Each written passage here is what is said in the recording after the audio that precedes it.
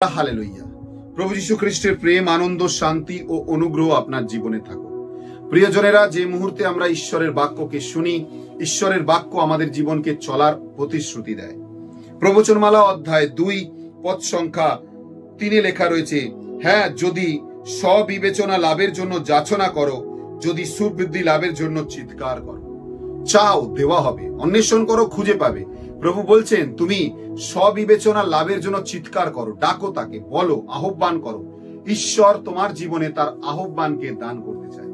যদি তুমি তৈরি, ঈশ্বর তোমাকে কৃপা ও অনুগ্রহতে পরিপূর্ণ করবে। Amen, hallelujah. আপনি যদি তৈরি, তাহলে প্রভুর প্রতিশ্রুতি আপনার জীবনে নেমে আসুক, যেন ঈশ্বরের বাক্য আপনার জীবনকে পরিপোষিত হয় এবং ঈশ্বরের বাক্য দ্বারা আপনি আরো অনুগ্রহ লাভ করতে পারেন। শেয়ার করতে ভুলবেন না। যুক্ত থাকার জন্য অজস্র ধন্যবাদ। ঈশ্বর আপনাকে আশীর্বাদ দান করুন। জয় যিশু সকলকে।